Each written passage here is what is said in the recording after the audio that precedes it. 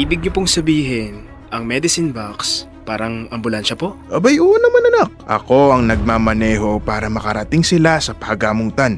Sa ganitong paraan, may naiaambag ako sa pagsagip sa mga may sakit. Ibang klase po pala kayo mag-isip paano? Kung kaya mong ipasa ang malasakit sa kahit na simpleng paraan, ipasa mo anak. Doon nagsisimula ang tunay na pagbabago.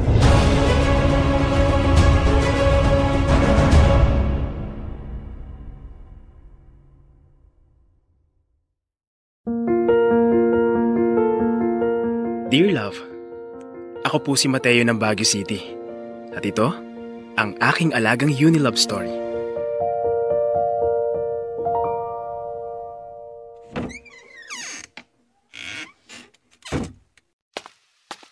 Oh, Han, nandiyan ka na pala. Sakto yung dating mo, mainit pa yung hapunan. Hulaan ko. Tinola. Siyempre naman, yan ang request mo kanina umaga, di ba? Kaya niluto ko ang paborito mo. Mano po pa? Bless po, Papa. Oh, kaawaan kayo ng Diyos. Aba, hindi talaga kayo pumapalya sa pagmamano. Kaya naman, hindi din ako makakalimot magdala ng pasalubong. Oh, eto, donut! Yay! Donut! Thank you po, Papa! Ayos, may panghimagas na tayo. O siya, pumunta na sa hapag. Maghahain na ako ha at nang makakain na.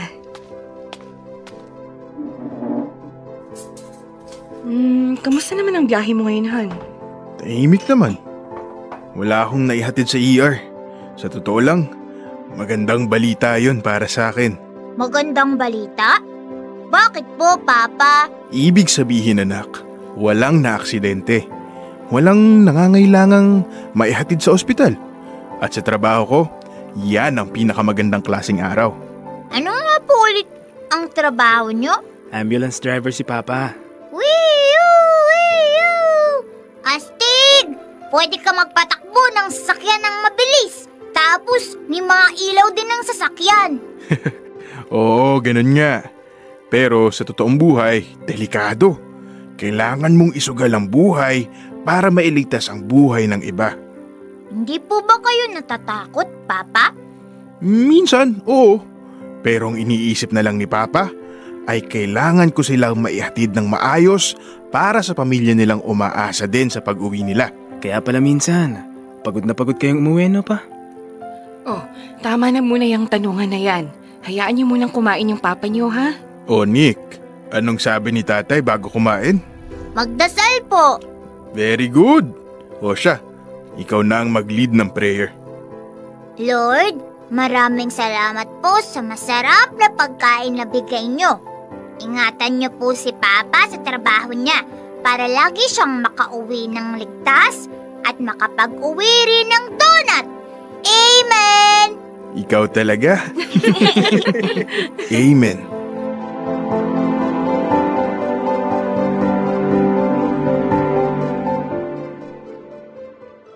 Dear Love, bilang ambulance driver, mabilis magpatakbo ng sasakyan si Papa.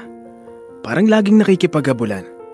Madalas, madaling araw pa lang, ay wala na siya sa bahay. O kaya naman, ay late na rin siya kung umuwi. Alam ko, kailangan siya ng iba. Kailangan siya ng mga taong hindi niya kilala. Pero may mga taong nagdarasal at umaasang makarating sa hospital sa oras. Umaasang may darating na magliligtas sa kanila. At si Papa ang manliligtas na yon. Siya ang may hawak ng manibela. Minsan, gusto ko siyang lapitan, yakapin, at sabihin, sa amin ka na muna. Pero hindi ko masabi. Dahil alam ko, higit sa lahat, trabaho niya yon. Panata niya yon. At bilang haligi ng tahanan, kailangan niyang kumilos. Kailangan niyang magsakripisyo. Kaya gabi-gabi, ang tanging dasal ko na lang ay, sana, habang hawak niya ang manibela, hawak din siya ng Diyos.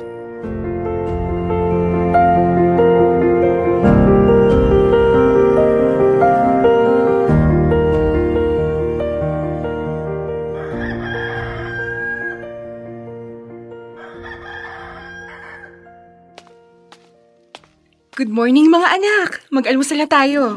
Ma, ano pong ulam? Eto, may tira pa tayong tinola kagabi. Pero nagluto rin ako ng tusino at itlog. Alam mo na, Paborito kasi yan ng bunso kong makulit. Aray ko po, Ma!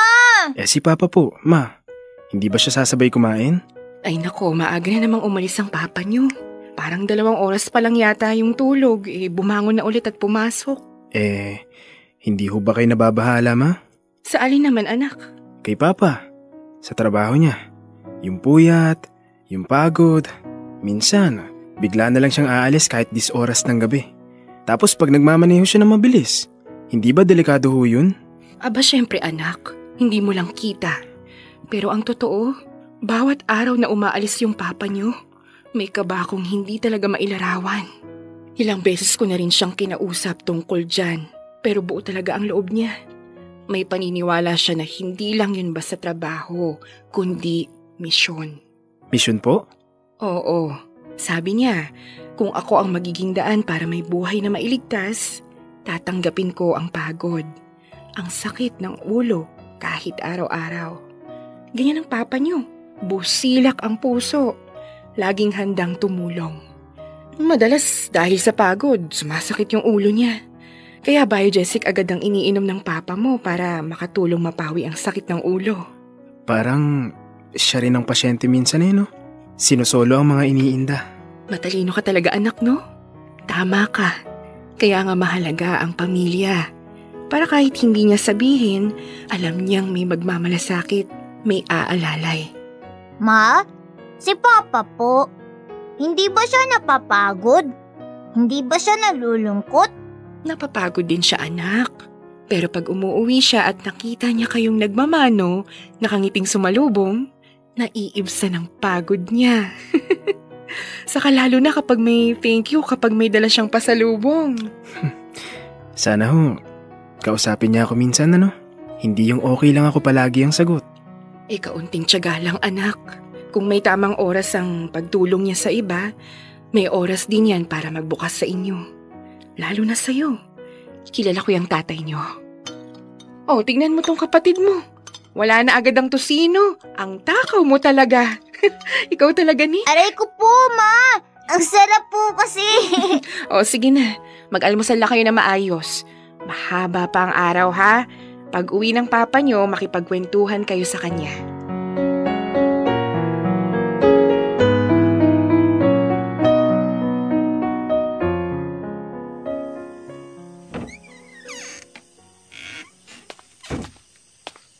Papa, mano po? Anak. Gising ka pa? Di ba, dapat tulog ka na? Hinintay ko po talaga kayo pa. Sige anak. Para saan ba? Tungkol po sa trabaho ninyo. Bakit anak? Kasi Papa, naisip ko lang po, baka naman pwede na kayo maghanap ng ibang trabaho? Bakit mo naman sabi yan? Kasi po, minsan, nagigising kami ni Nick na nakaalis na kayo. O kaya naman, uuwi kayo tapos tulog na kaming lahat. Bukod po sa alam ko na mabilis ang takbo ng ambulansya. Mateo, ano ba ang iniisip mo? Iniisip ko po, baka pwede naman kayo sa ibang trabaho na hindi kasing delikado. Yung hindi po kami kinakabahan. Pasensya ka na anak. Pero malabo ang hinihingi mo sa akin. Matagal na ako sa trabahong ito. Masaya ako sa ginagawa ko at higit sa lahat, doon tayo kumukuha ng ikinabubuhay natin. Alam ko naman ho yun. Pero sana maisip nyo rin kami. Ay, alam mo anak, may nangyari noong 1 linggo. Pagod na pagod ako noon. Masakit ang ulo ko at pakiramdam ko, parang lalagnatin na ako. Hindi ko alam kung anong uunahin ko. Tapos, napansin ko sa likod ng ambulansya, yung medicine box galing sa Unilab, punong-puno ng gamot. Tapos po? Ayun, kumuha ako ng Biogesic. Ininom ko yung gamot at nakatulong siya sa sakit ng ulo ko. Kinaya ko na magpatuloy sa duty. Naisip ko, baka ganun din ang nararamdaman ng mga pasyente kapag dumadating ang ambulansyang dala ko. Sa paningin nila, baka parang yung medicine box. May pag-asa, may tulong, may buhay. Kahit hindi ko sila kilala, gusto ko silang makarating sa ospital ng buhay. Ibig niyo pong sabihin, ang medicine box, Parang ambulansya po? Abay, oo naman anak. At ako ang nagmamaneho para makarating sila sa pagamutan. Hindi man ako doktor, pero sa ganitong paraan, may naiaambag ako sa pagsagip sa mga may sakit. Ibang klase po pala kayo mag-isip paano? Sana, namana ko po yan. Mamana namin ni Nick. Kung kaya mong ipasa ang malasakit sa kahit na simpleng paraan, kahit sa maliit na kilos, ipasa mo anak. Doon nagsisimula ang tunay na pagbabago. Opo pa. Siya nga pala, kumain na ho ba kayo? Ay nako, hindi pa nga. Kumukulo na ang sikmura ko kanina pa. May ulam pa ba dyan? Opo, ipinagtira po kayo ni Mama ng adobong baboy. Sabi niya, kahit hindi niya alam kung anong oras kayo makakauwi, hindi dapat kayo mawalan ng pagkain. Ay, iba pa rin talaga mag-alaga ang mama niyo.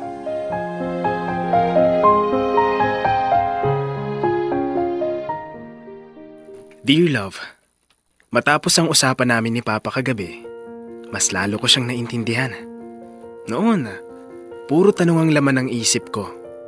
Pero ngayong narinig ko ang panig niya, ramdam ko kung gaano kahalaga ang ginagawa niya. Hindi lang siya basta nagmamaneho ng ambulansya. Naghahatid siya ng pag-asa. Bawat biyahe, may buhay na nakataya.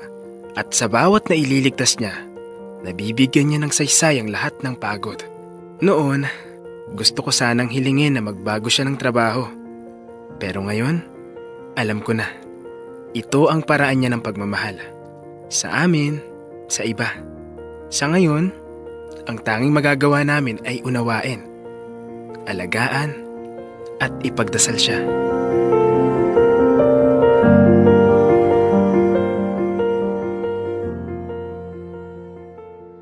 Mateo, anak. Pakiabutan mo nga ako ng bimpo at maligamgam na tubig. Tapos pakikuha mo na rin yung biogesic sa medicine cabinet. Okay po, Ma. Nandito na po yung gamot. At eto na rin ho yung bimpo. Salamat, anak. Ngayon lang talaga siya tinamaan ng ganitong lagnat. Dati, kahit pagod na pagod si Papa, hindi naman siya nagpapahinga. Ay, masama talaga ang timpla. May sinat siya kanina at nilalamig.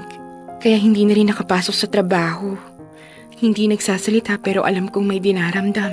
Nako, sigurado po ako mabigat ng loob ni Papa ngayon. Sanay pa naman na laging may ginagawa. Kanina pa niya binabanggit na sayang daw ang araw. Baka raw may pasyente siyang hindi naihatid.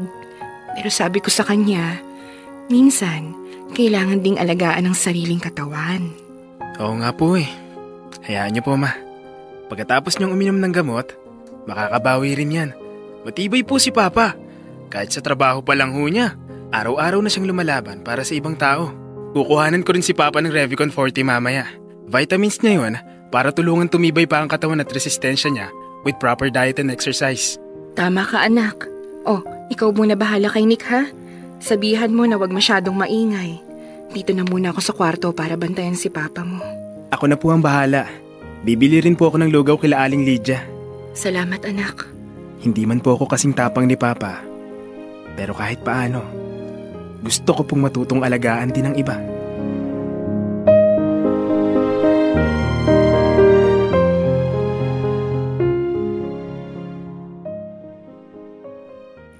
Opa, magaling na ho kayo? Nakakalakad na kayo ng diretso ah. Oo anak, salamat sa pag-aalaga nyo. Nakabalik na ang lakas ko. At bukas na bukas rin, makakabalik na ulit si Papa sa trabaho. Yay! Ibig sabihin, makakabili na ulit ng donut si Papa! Ikaw talagang bata ka. Wala ka talagang ibang iniisip kung di donut. Halika nga rito. Aray ko po! Pero thank you na rin po sa donut in advance.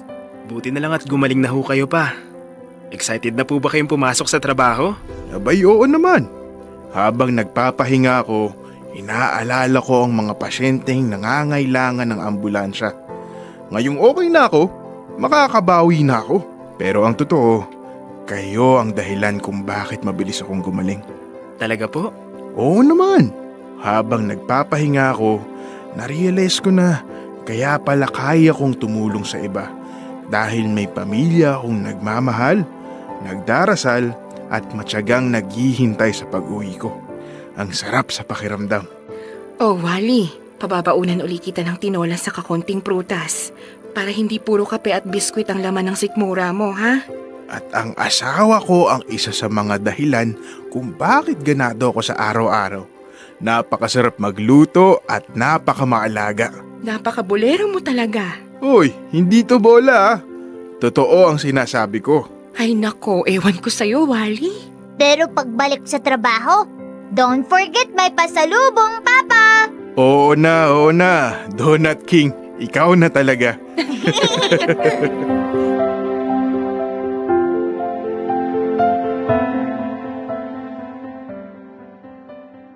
Dear love, masaya ako tuwing masigla si Papa.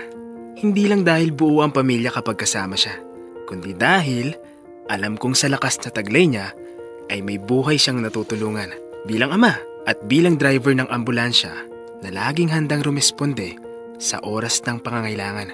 Araw-araw, dala-dala ko ang mga pangaral ni Papa. Ang tahimik na pag-aaruga at ang malasakit na hindi kailangang isigaw. Sabi nga niya, kung kaya mong ipasa ang malasakit, gawin mo. Gaya ng maingat na pag-alalay ng Unilab mula sa mga kalidad na gamot nila tulad ng Biogesic hanggang sa hangarin nilang makapaghatid ng alaga sa bawat tahanan. Simple man sa anyo, malaki ang naiaambag sa pag-aalaga. Kaya sinusubukan kong gawin din yun sa sarili kong paraan. Dahil alam naming lahat, ang pag-aalaga namin kay Papa ay hindi natatapos sa loob ng bahay. Sa bawat hapunang inihahain, bimpo sa noo, dasal bago matulog, at gamot na iniinom, mas nagkakaroon siya ng lakas para tumugon sa pangangailangan ng mga pasyente. Sa ganitong paraan, natutunan namin ang malasakit ay bilog, umiikot, bumabalik, at lumalago sa bawat taong pinipiling magmahal.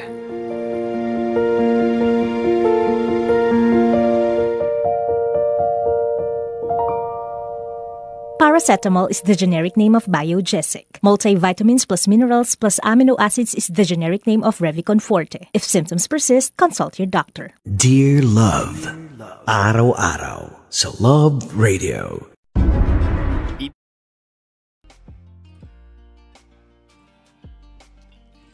Magandang morning! Ayan, it's Alagang Unilab kwento tayo sa Dear Love. Kaya tutok lang kabisyo, ha?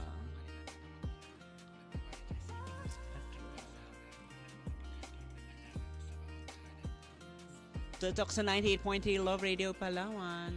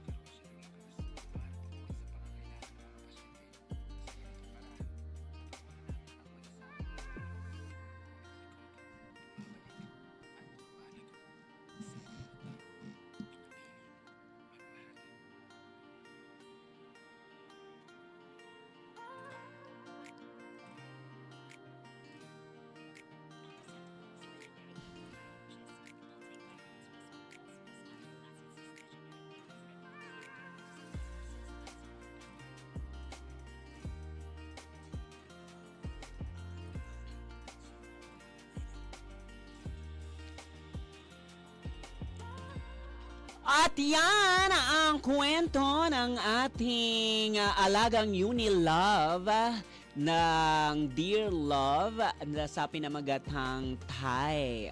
Na si Tatay William. Sino si William? Charot. Hindi, si Wally. Ganyan na si Tatay Wally ay isang ambulance driver. So, ito ay kwento ni Mateo na galing sa Baguio. Ayan, ang kwento ng alagang Unilab niya ng bonggang-bongga. At yun na nga, no, ang kanyang tatay Wally ay isang ambulance driver. Ay grabe, pag ambulance driver, di ba, walang oras yan eh.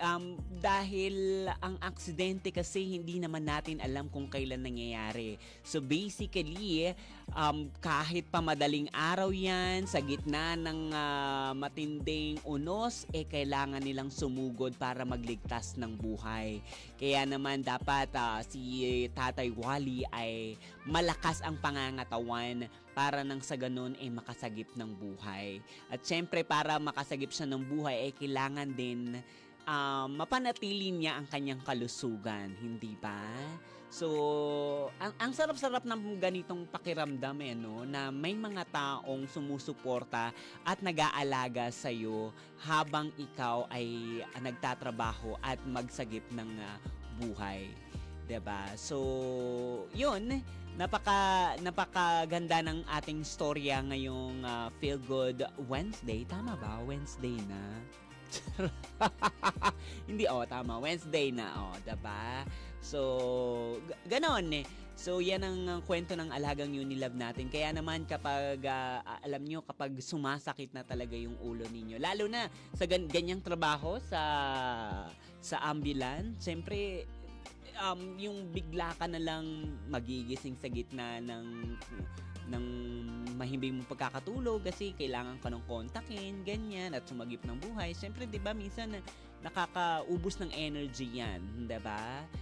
Talagang magkakasakit ka. Kaya dapat lagi tayong may baon na Biogesic para lagi tayong nakatindig sa ating mga ginagawa, hindi ba? And of course, samahan na rin natin yan ng Revicon Forte at yan ng mga meds ng Unilove, diba?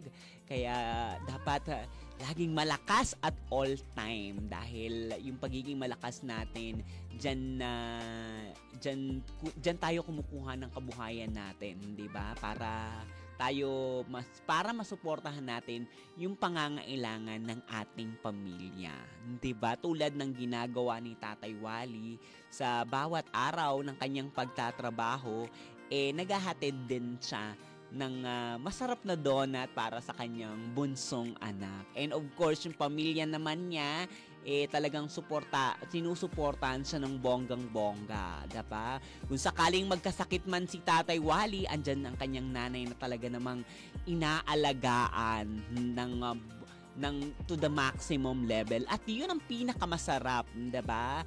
Ang pinakamasarap na pagmamahal na nakakuha mo sa pamilya mo is yung alagaan ka. Sa panahon na mahina ka, sa panahon na kailangan ka nila, diba? At yan ang pinakamasayang bagay na mangyayari para sa atin, diba? So sana nagustuhan nyo ang kwento ng ating Dear Love ngayon. Kaya naman sa mga kabisyo natin na talaga namang nagpupursige magtrabaho para sa kabuhayan nila, para sa pamilya nila, at sa charot lang. Chareng, 'di ba? Panatilihin yung malusog ang inyong katawan. Kaya kung may nararamdaman na agad kayong ng sakit ng ulo, i-Biogesic nyo na yan. At syempre kung para sa tuloy-tuloy na energy at malakas na pangangatawan, mag-Revicon Forte ka, 'di ba? So ayan ang ating kwentong Unilove ngayong Feel Good Wednesday. Hanggang bukas sa panibagong storya ng Dear Love. Kaya make sure na palagi ang kang nakatutok dito sa 98.3 Love Radio. Kailangan pa bang i-memorize yan? Basic! Kita-kits sa live!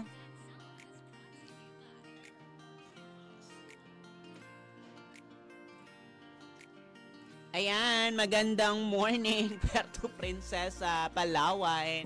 So, live na live tayo sa ating Facebook page at sa ating Facebook page sa Love Radio Palawan at sa aking Facebook page Mama Morena. So natunghayan nga natin yung kwento natin ngayong umaga, no, na si Tatay Wally na isang ambulance driver. Grabe. So yaan. So yung katanungan nga na paano mo masasabing tunay nga na matalungin ang isang tao. Alam mo, yung ganyan, yung hindi kahit na nakakapagod yung trabaho, patuloy ka pa ring tumutulong para sa ibang tao. Yun yung tinatawag na napaka-mabayaning trabaho, diba? So, parang kahit minsan, kahit maliit yung sinasahod, yung kinikita natin, basta alam natin na masaya tayo kapag nakakatulong tayo sa ibang tao, parang okay ka na dun diba?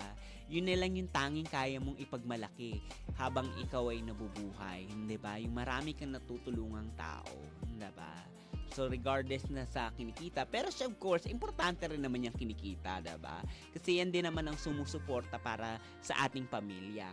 At para tayo ay kumita ng bonggang-bongga, kailangan din talaga na alagaan natin yung pangangatawan natin, diba? Dahil, alam mo, hindi tayo magpapatuloy sa ating trabaho kung tayo ay sakitin, diba? Kaya mahalaga na lagi nating alagaan at tignan yung ating sarili. At ang pinaka-importante talaga diyan din yung suporta ng pamilya, diba? Ang sarap kaya sa feeling na yung tipong pagod na pagod ka sa trabaho tapos sasalubuhin ka ng mahal mo sa buhay, asawa mo, ganyan, na tipong alam mo yung kukunin yung bag, ikikiss ka, o kaya naman yung konting masahe galing sa anak, diba? Ang sarap, nakakawala ng pagod talaga yun, diba? Kahit na very stressful sa work, ganyan, diba?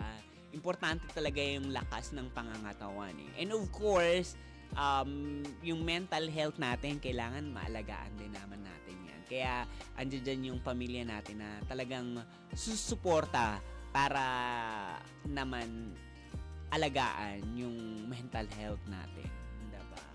So, ang saya kaya nun, parang sana all, kasi ako walang sumasalubong sa akin. Umuwi lang ako, tapos tulog na, hindi. Ako nagtatrabaho ako para saan ba ako nagtatrabaho? Hindi alam yung goal. Nagtatrabaho ako para, of course, sa sarili ko, sa pamilya ko, and of course, para rin makatulong sa iba. Alam ko naman din na, this is something that I'm still looking forward na itong mga ginagawa ko na trabaho, sana mapansin, tapos nun, alam mo yun, anytime na magkaroon sana tayo ng magandang pagtulong sa ibang tao, hindi ba? Parang okay na yun. Okay na ako doon sa mga ganong bagay. Yung tumulong para sa ibang tao, hindi ba? Kaya sana lagi tayong panatilihing malakas. Kaya naman ako everyday talaga namang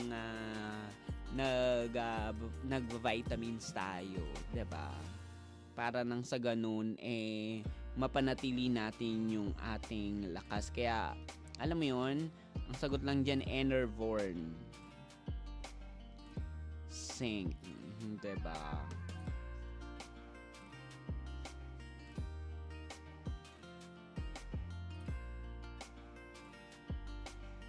So, siya, yun, kabisyo, no? Hay, nako. So, maraming salamat sa inyong pagtuto, kabisyo, sa ating kwento ng Alagang Unilove, Alagang Unilove story of the day dito sa Dear Love. Ayan, abangan natin ang panibagong kwento ng Alagang Unilove. Marami pa yan in the next few days, weeks, and so on. Ganyan, 'di ba? Para nang sa ganun, mas lalo pa tayong ma-inspire sa araw-araw nating ginagawa. O siya, kabisyo, maraming salamat. Muli ako ang nag-iisang mamaharot na pwede mong mamahalin ng sagad-sagaran. Mamamoran na. Kailangan pa bang i-memorize yan? Basic. Bye!